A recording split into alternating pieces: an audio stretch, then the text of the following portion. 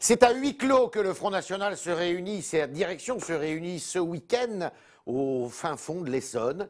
Eh bien, est-ce que le Front National est en train de traverser une crise identitaire? En tous les cas, beaucoup de questions, ça bout sous les casques là-bas. On va en parler avec aujourd'hui Bernard Monod, qui est stratégiste économique pour le Front National et qui est par ailleurs eurodéputé.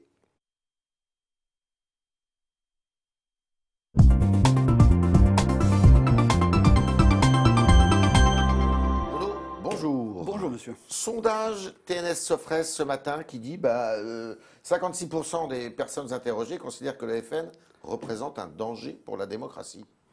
Non, je crois que la démocratie est elle-même en danger aujourd'hui avec toute la classe politique qui nous renversez Ah ben, tout à fait. Quand on voit les résultats catastrophiques et le bilan à la fois de M. Sarkozy et de M. Hollande, à tout point de vue, au niveau économique, social, sécuritaire, etc., l'échec est de leur côté. Il y a un truc qu'on ne comprend pas très bien, une chose qu'on ne comprend pas très bien, c'est le Front National, on ne le voyait pas dans un exercice d'autocritique, de psychanalyse à la freudienne, comme ça. Non, je ne crois pas du tout. C'est pas du tout ce jeu qui va se mettre en place là, au séminaire. Je crois que Vous êtes combien dans ce séminaire-là? Une soixantaine environ. Hein. Donc les élus? Les élus, les membres du bureau politique, quelques experts extérieurs qu'on va consulter. C'est qui les experts extérieurs? Certaines personnes dont on ne peut pas parler. Des noms. Jacques Sapir sera là? Non, mais M. Ménard sera là. Et puis certains. Pas un expert extérieur. D'accord, mais enfin, il est en tant que maire, et plus quelques experts. Non, M. Sapir, à ma connaissance, ne sera pas là. D'accord. Est-ce que vous, personnellement, puisque le nom Front National est au centre du débat aussi, il n'y a pas que ça. Donc il y en a qui sont pour changer de nom, le nom du Front National, Rassemblement Bleu Marine, enfin Gilbert Collard notamment est partisan de ça. Et vous? Moi je suis contre.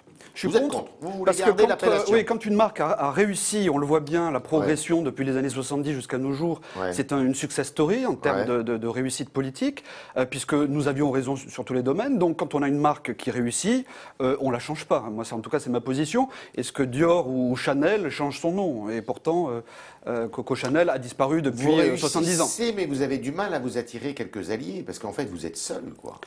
Non, on a tout le peuple avec nous, et on essaie de le convaincre. Vous n'avez pas beaucoup d'élus, vous avez du mal à passer quand même, on l'a vu au deuxième tour des élections régionales, au second tour également des élections départementales. Il y a une espèce, ce qu'on appelle un plafond de verre, non? Un plafond de verre, mais amovible, vous me le reconnaîtrez, puisque d'élection en élection, les départementales, les régionales, etc., le niveau s'élève. On est quand même le premier parti de France, la première force politique en France en nombre de voix. Donc vous êtes contre le changement de nom? Et ils sont obligés, si vous voulez, de s'allier entre plusieurs partis, un agrégat de partis, pour pouvoir arriver à gagner. Est-ce que vous êtes majoritaire au Front pour garder le nom de Front National? Aucune idée. Alors là, justement, ça sera mis au vote, ça? Je sais pas, franchement. Vous alliez dire je pense. Je pense qu'on va en discuter, c'est sûr. Est-ce que ce sera mis au vote? J'en ai aucune idée. Mais en tout cas, ma position, vous l'avez. Vous savez, une marque, ça a une valeur économique. Il ne faut jamais oublier. Et donc, moi, je serais très attaché à ça. Alors là, vous êtes quand même en brainstorming intense pendant 3 jours. Vous allez beaucoup parler des questions économiques, on va en parler. Mais qu'est-ce que vous cherchez à séduire? Il y a quand même des compartiments de la société française que vous avez du mal à attirer. Les retraités, on va dire les classes bourgeoises. Là, vous faites quand même des scores qui sont petits, non? C'est eux, si vous voulez, non. Cette classe de la population n'a pas encore compris qu'ils sont en danger. Moi, je dis aux Français de toute origine, il y a un terrorisme et un totalitarisme financier européen qui est en train de se mettre en place dans le plus grand silence. Notamment, je voudrais dire un mot sur l'union bancaire. Depuis le 1er janvier, les Français ne le savent pas, mais ils sont pris dans une nasse, c'est-à-dire que leur argent dans leur banque, a priori, ne leur appartiendra plus dès lors qu'il y aura un risque sur le système bancaire, ce qui est actuellement le cas partout en Europe et aussi en France. Alors, regardez ce qui s'est passé en Italie, ne serait-ce qu'au mois de décembre. Donc, si vous voulez, toute cette catégorie de seniors qui, bien entendu, ont des pensions et de l'épargne, sont extrêmement menacés. Soyons clairs sur les problèmes avec ce système. Alors, on abandonne l'euro? Écoutez, on va en discuter. Je rappelle moi la ligne officielle du Front National. Votre ligne. La ligne officielle du Front National depuis 2008, c'est un euro monnaie commune coexistant avec une nouvelle monnaie nationale, en l'occurrence le nouveau franc, et un euro franc écu, français. c'est ça ?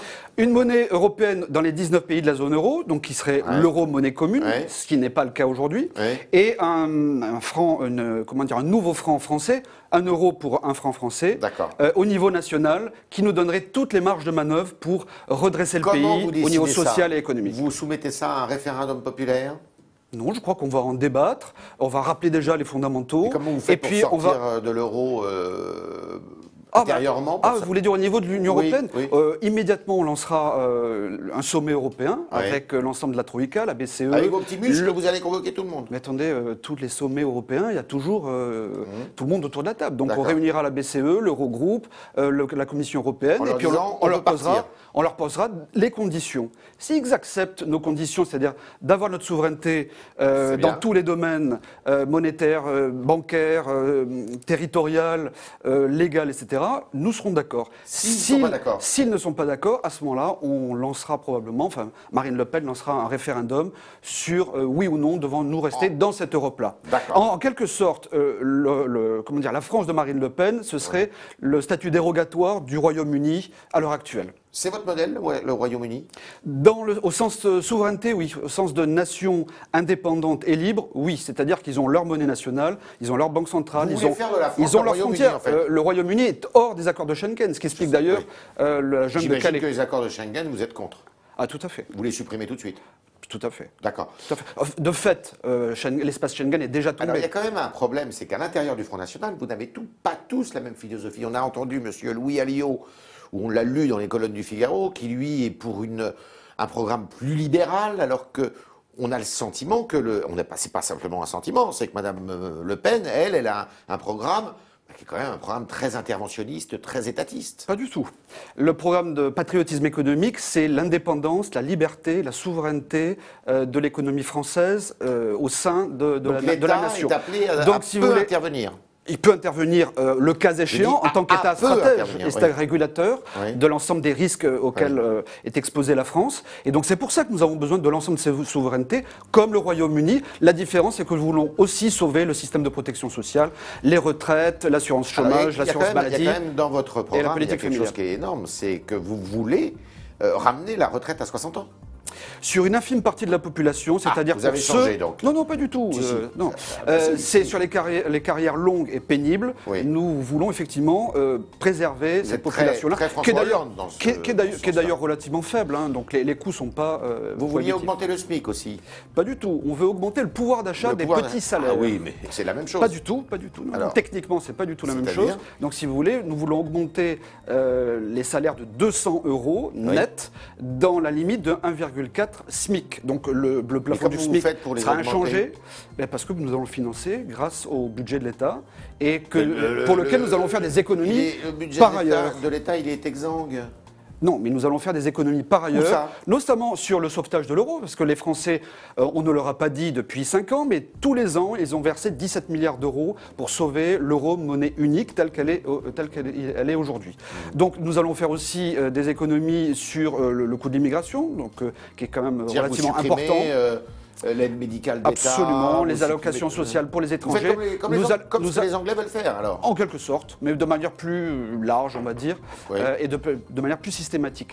Troisièmement, on va aussi lutter contre la fraude fiscale et sociale. Il faut savoir... Non, attendez, nous avons les éléments pour le faire, puisque nous sommes en faveur de la coopération internationale pour la lutte contre l'évasion fiscale des multinationales. Les Français doivent savoir, tous les ans, depuis près de 20 ans, 15 milliards d'euros par an se sont évadés et n'ont pas été payés à l'État. Comment vous faites face aux syndicats? Vous supprimez les syndicats? Pas du tout, pas du tout. Mais par contre, on ouvrira un grand débat sur le concept des syndicats en France aujourd'hui. C'est-à-dire qu'aujourd'hui, tout est verrouillé. Absolument, tout est verrouillé aujourd'hui. Nous voulons un syndicalisme fort et libre, surtout, qui ne soit pas à la botte, bien entendu, des pouvoirs. Vous avez vu qu'il y a une étude qui est sortie hier, d'ailleurs, qui dit qu'une sortie de Schengen, ça coûterait 10 milliards d'euros en 5 ans. Oui, enfin, on dit tout et son contraire. contraire. Hein. Oui. On ne vous dit pas aussi combien ça a coûté depuis l'instauration de l'Union européenne. Ça va faire maintenant plus de 20 ans. Oui. Chaque année, ça pèse bien entendu sur les déficits et sur les dettes. Est-ce que le Front National connaît une crise identitaire? Je ne crois pas. Je Non. ne crois pas. Nous sommes tous des patriotes, Oui. Par opposition au modèle mondialiste on que peut toute être la classe patriote politique sans être au Front UMPS, National aussi, etc., nous a imposé. Ça vous a pas échappé. On peut être patriote sans être au Front National. Écoutez, donc ces gens-là devraient être chez nous. Bon. Front National et RBM, hein, le Rassemblement Bleu Marine. Qu'est-ce que vous allez faire des conclusions de ce colloque, Ça, écoutez, séminaire. Je vous le dirai à la fin du séminaire. Qu'est-ce qui va se passer? Ce sera évoqué, et puis Marine Le Pen prendra les décisions qu'elle envisagera. Il y aura un arbitrage, probablement politique, sur une ligne ou une autre. Oui. Et puis, ce sera d'ailleurs très intéressant. Et vous savez, ce Est-ce type que de c'est la séminaire... démocratie qui s'installe au Front National? Mais elle a toujours été là, la démocratie, Ah bon? monsieur Treillard. Ah bon? Elle a toujours été là. Mais c'est Pourquoi, plutôt une pourquoi vous dynastie. dites ça Sinon, moi, je n'y serais pas, hein, Non, je oui. peux vous le dire. Mais oui, mais enfin, c'est quand même Marine Le Pen qui a le dernier mot, non? Ah bah, écoutez, c'est le chef qui décide au final, sinon il n'y a pas de chef. Oui. Et tout le monde est derrière elle, là.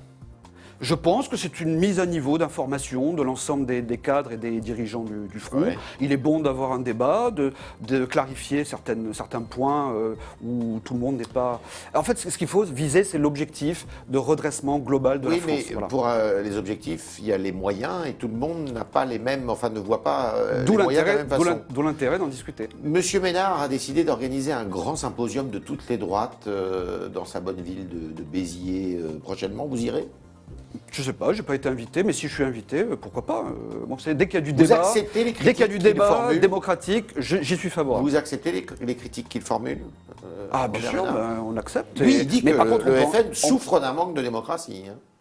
Non, je pense pas. Écoutez, il y a eu une réforme des statuts du Front, on a tout remis à plat, il n'y a pas de problème. Enfin, en ce qui me concerne, moi je suis un grand démocrate et si ce n'était pas le cas, je ne serais pas au Front National. Alors là, vous allez quitter le plateau du Figaro, vous allez où exactement dans l'Essonne? Au sud de l'Essonne, Ça s'appelle comment? près d'Orly, le club des Étioles. Voilà. Le club des Étioles. Mais C'est bon, un hôtel je sais pas, c'est un club. club. Voilà, très Vous allez faire du golf? Non, je pense pas. Non. Enfin, C'était pas- le talk de Bernard Monod qui est chargé de la stratégie économique du Front National et qui nous a dit plusieurs choses. D'abord que lui, personnellement, était contre le changement de nom du Front National. Que le modèle finalement du Front National pour ce qui le concerne, lui aussi personnellement, c'est un peu ce qui se passe au Royaume-Uni, c'est-à-dire qu'on est hors de Schengen, on est hors de l'euro, et on organise son économie comme on l'entend en recouvrant sa souveraineté. Et troisièmement, il nous dit qu'il n'y a pas de crise identitaire au Front National actuellement et que le Front National est appelé à des jours glorieux. glorieux. Merci Bernard Monod. Merci à vous.